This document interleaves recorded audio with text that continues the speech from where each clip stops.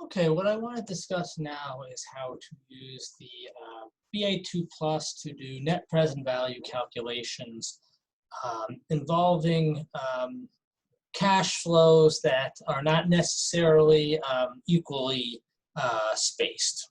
Okay, so in particular, how do you handle a situation where you have cash in, cash out in between time periods? Well, the answer is you move these, this cash in, cash out to the nearest time period, or really either to the nearest future time period or to the nearest, or you move it back to the nearest past time period. It doesn't matter if you go forwards or backwards. So let's illustrate this through a simple example. So I have this cash flow, let's find the net present value. So the point of this is to illustrate how to do this on the BA2 Plus with the cash flow keys and how and why this works. We can, of course, in this example, figure out what the net present value is. You just take the present value of everything in the cash flow. So you don't discount $100 by anything. It's already at t equals 0.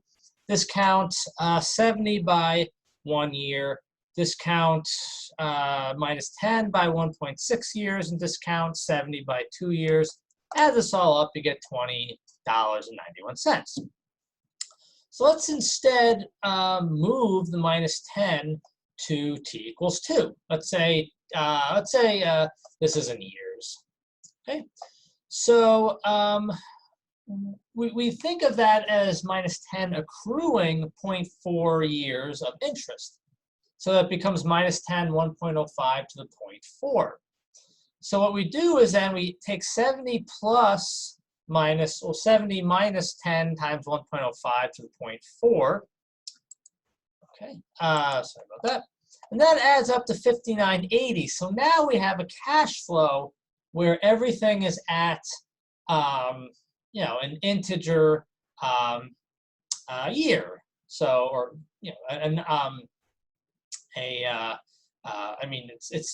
have an expense at t equals 0, at t equals 1, we have $70 coming in, at t equals 2, we have 59.80 rather coming in this modified cash flow.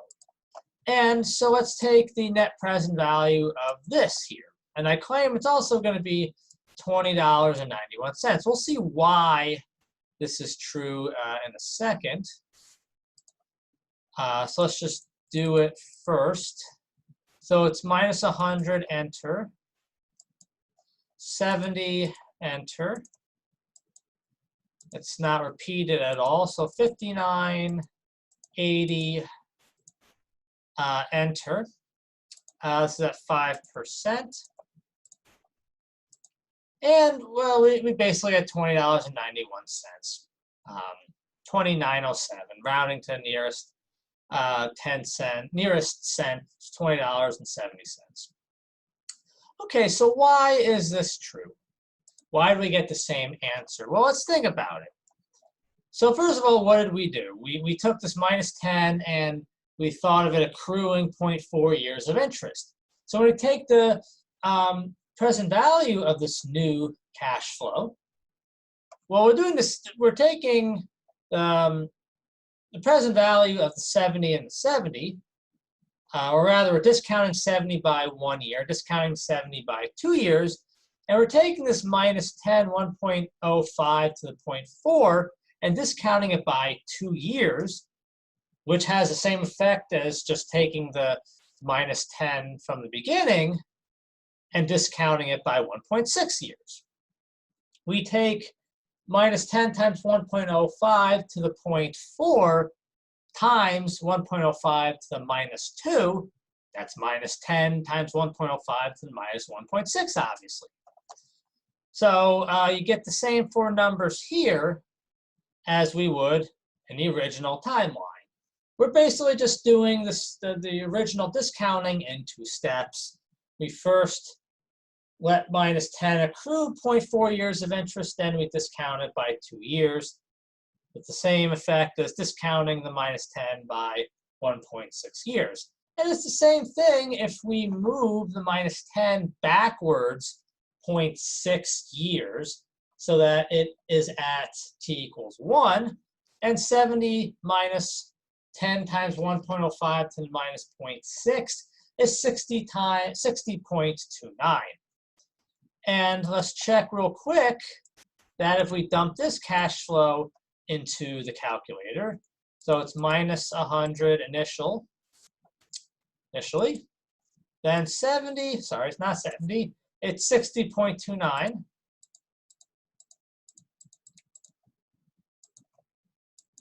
That's not repeated, then 70. And net present value at 5% interest. Well, due to rounding this number here, the 70 minus 10 times 1.05 to the minus 0.6, we rounded that to the nearest cent, and that's 60.29 after we rounded to the nearest cent. So it gives us a slightly different answer due to rounding, but still $20.91 after rounding to the nearest cent. Okay, so it illustrates why, I mean, that shows we get the same answer. To illustrate why it's the same answer, well, we're just, here it's a little more transparent even. We're basically discounting minus 10 by 1.6 years in 2 steps. First, we discounted by 1.6 years, and then we discount it by 1 year, which is the same thing as discounting it by 1.6 years. Right, so, and you can see that these 4 numbers here are the same as these 4 numbers, are the same as these 4 numbers. Okay. Okay, so let's illustrate this through an example similar to homework I just assigned earlier today. And these solutions and the actual other textbook homework problems are posted, so do check that out on Blackboard. Okay, so let's assume you buy a $200,000 house. Right after you buy the house, you start charging rent each month for 20 years. Halfway into the 3rd month of the 7th year and halfway into the 11th month of the 12th year, you have these 2 repairs to make, and you sell the house after 20 years, find a net present value at this hurdle rate. So it's more realistic to increase rent each year, take taxes into account, and to make probably smaller repairs, obviously, throughout the 20 years, but you know, smaller repairs or more frequent and smaller repairs. Maybe something would be a little more, anyway. But we're going to just leave this problem as it is to be a little more simplistic. This is really just to show you how to do these kind of problems on the calculator. So another realistic thing, well, first of all, sorry, before I get ahead of myself, so let's recall what net present value is really practically telling you. It's telling you what your profit or loss relative to the default option of just taking 200,000, taking the 42,000, taking the 50,000, dumping it into an account earning 6% nominal monthly interest, and seeing what that accrues to. Now, realistically, you're probably going to have to obviously take out a mortgage or somehow finance $200,000, unless you're rich and you got the 200,000 just floating around. But if you don't, you're going to have to take a mortgage out. But a mortgage, you know, a bank is probably not going to lend you $200,000 if you just tell them, well, I'll just dump that and 42,000 and 52,000 later on into an account, and trust me, I'll pay it back. You know, that really isn't gonna fly well with the bank, you know, because bank has your house as collateral when it lends you the money. So that's another practical aspect, something to take into consideration when thinking about net present value. We'll actually discuss problems with net present value involving having to finance your projects But anyway, so ignoring these practical aspects, let's do this problem. Okay. Okay, so first of all, one of the tricky things of this problem is figuring out what month the expenses occur. In the sense that we have to do everything in months. There's 240 months in our cash flow. So to me, that's fairly tricky. So let's write a little table of years and what months they correspond to. So here we have year, months. Okay. So year 1 corresponds to, of course, months 0 to 12. Year 2 corresponds to months 12 to 24, etc., etc. So year 3 corresponds to month 24 to 36. We want 7 and 11, so year 7 corresponds to, well, you can see the pattern. The pattern is, well, you just take whatever year you're at, subtract 1, which in this case for 7 will give us 6, times 12 is 72, and then go on 12 months. Same thing here. Sorry, we want year 12, not 11. So this is year 12. So we take 11, 12 minus 1, times 12, which is 132, and add 12 to it. It's 140. All right, so let's draw a little timeline here. Usually I can't get the line straight. It's good that I did it. Let's draw a little timeline for year. I'm not going to put any cash here. That's not the point. So this is year 7. We want to figure out when the third month of year 7 occurs at. So this is 24. T equals 24, where T is in months. This is the beginning of year 7. 25. Sorry, not 24. That's year 3. We do not want year 3. We want year 7. Okay, so T equals 72 is the start of year 7. Then it's 73, 74, 75, etc., etc., all the way to 84. All right, so this is the first month, 72 to 73. 73 to 74 is the second month. 74 to 75 is the third month, and that's exactly what we want. Sorry about that. So it's the third month. Okay, so we're looking at our first expense halfway into the third month, so that would occur at T equals 74.5, and we can do the same thing. That was pretty terrible. Sorry about that. Just annoys the hell out of me when I don't get a straight line for some reason. Not that it matters. As crappy as that looks, that'll do.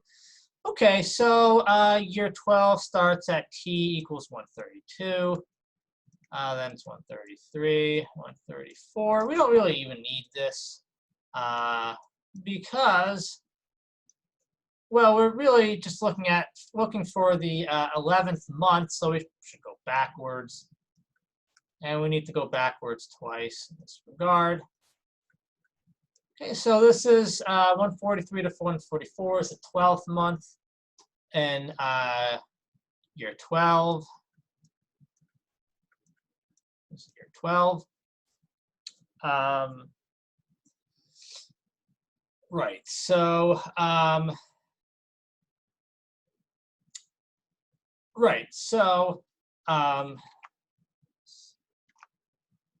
so actually, to be a little clear, we're looking at the 7th year and the 12th year, so I really shouldn't call it year 12. Let's write it as the 12th year, 7th year, and the 12th year. So it's the 7th year, and this is the 12th year. Okay. Right. So as we were saying before, sorry about that. This is 143 to 144 is the 12th month of the 12th year. 142 to 143 is the 11th month of the 12th year. And we want this expense at the halfway into the 11th month. So that occurs at t equals 142.5. So we have our timeline as follows. So the house costs $200,000, and we get we assume unrealistically, but right, that we get rent right when we buy the house. So minus 200,000 plus 1250 is minus 198,750. Okay. So that's our first expense at t equals 0. Then we have all these rent payments all the way up to 239. T equals 40 is corresponds to the end of the last year, the end of the 20th year, 20 times 12, where we have a revenue of 260,000 coming in. So here's our first expense, minus 42,000. Here's our second expense, minus 50,000 at t equals 74.5 and t equals 142.5 that we got from this right here. Okay, so we're going to move the minus 42,000 to t equals 75. We're going to move the minus 50,000 to t equals 143. You can move it respectively to t equals 74 and 142. It's all right. We'll just move it forward. It's not really any easier or harder. Okay, so first of all, let's do that, and then let's modify the timeline accordingly.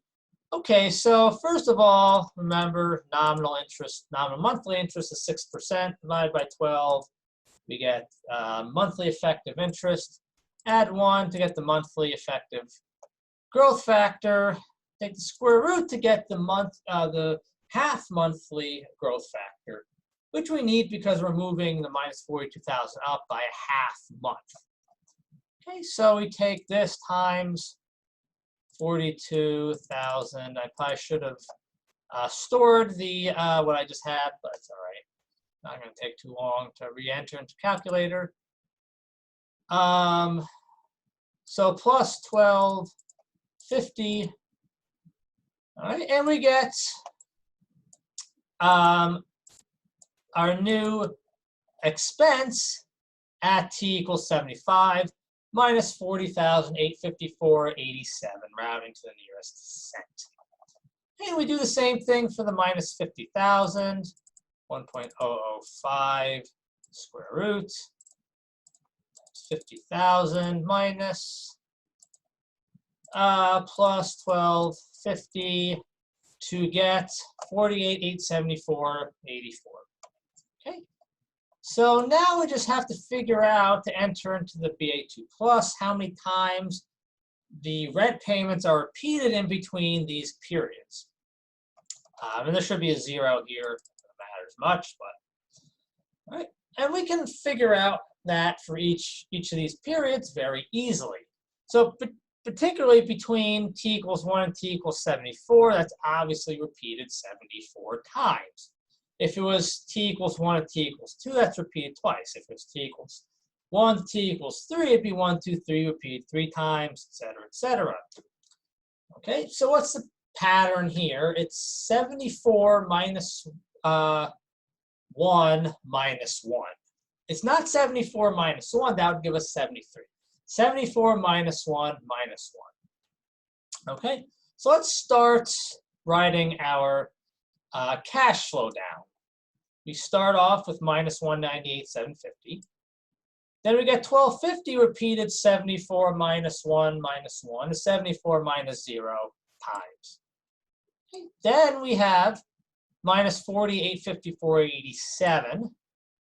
Then we have 1250 repeated. We do the same thing. We take 142 minus 76 minus 1. It's 142 minus 75, which is 67. So it's repeated 67 times. We get minus 48, 874, 84. And then we get 1250 repeated 96 times. 239 minus 144 minus 1. It's 239 minus 143. And then last but not least, we get 260,000 rather back. Okay, so I should mention you can take the present value of this whole time diagram using our present value formulas to get the answer for net present value. It's probably a little easier to enter into the calculator if you do it a little carefully. And you get 363.66. Let's see that done. Okay. So last time I did this, I miserably screwed it up. I really should start doing these videos for 10 p.m. But anyway, let's have a whirl, have a whirl at this and see if we can actually get it right. Okay. Right. So we let's see. I can do this right here. Okay. So we cleared the work. We enter 198, 750 minus initial. Then it's 1250 repeated 74 times. Then it's the expense of 4854.87 minus enter. That's not repeated, so we move on to the 1250. That is repeated 67 times. And minus 48, or the 48,874.84 expense. Okay, then move on to the next 1250. Well, that's repeated. That's not repeated, rather. We don't touch that. Remember, if something is not repeated, you don't touch the frequency. F1 means it's just one time. All right, then it's 1250. I repeated 96 times, and I sure as hell am going to double check this, as I suggest you do if you have a problem like this. Not necessarily even exam FM, CPA exam, CFA exam, whatever exam you're taking. So let's go back and double check. 198, 750 minus, very good. 1250, repeat 74 times, fantastic. Minus 40, 854.87, not repeated, that's super. 1250 repeated 67 times, that's duper. Minus 48, 874.84, that's great. Not repeated. 1250 repeated 96 times, 260. That makes me so happy. So net present value. So remember, we computed 0.06 over 12 is 0.5, 0.005 rather. As a percentage, it's 0.5. Enter, compute, and we get the correct answer, 363.66. I think before I actually did not enter, I forgot to hit enter here, and I got an answer of like minus 26,000. I have no idea how on earth the calculator got that answer. But if you don't actually enter things, it'll give you really garbage answers. So don't forget to enter. Okay. And yeah, this problem is probably much easier on Excel, but as I mentioned, I think I mentioned this, you obviously don't have Excel for any of these exams, so it's really good to really get comfortable with the BA2+, particularly for us on Exam FM. This is a friend you really want to get very familiar with and very comfortable with. So it's definitely your best buddy on Exam FM. And treat it like it is your best buddy. Get to know it. You know, I guess you probably aren't gonna learn to push your best buddy's buttons, but anyway. So before I get into any trouble, I'll end the video on that. And yeah, the next video is on other measures of the quality of a project, particularly modified internal rate of return, profitability index, and what's particularly important. Those two are definitely important in finance and accounting, particularly finance and practical business applications. But what's important for Exam FM is time-weighted rate of return and dollar-weighted rate of return. There's some really crazy formulas in the book for those. I don't think there's a point in memorizing formulas. There's a much easier, in my opinion, way to do these problems. And if it's not really easier, it's just, you know, these formulas, you have to memorize a lot of things involved with formulas. The way I'm going to do it, there's very little memorization involved, which is extremely important for Exam FM. I think you should memorize as few things as possible because, well, you know, there's a lot of formulas we've dealt with in this course. You have to memorize every single one of them for Exam FM, plus a couple more that we haven't had a chance to go through. You know, there's a few topics that we didn't cover. We covered like 80, we're covering 80% of Exam FM. And I've really emphasized, even with all the formulas you've had to learn throughout this course and get familiar with, I've tried to minimize formulas as much as possible.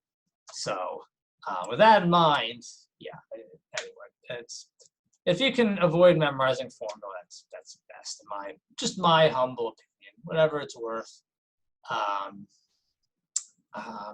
Okay, so long, take care, and we're almost done. Just a few more days and a final left.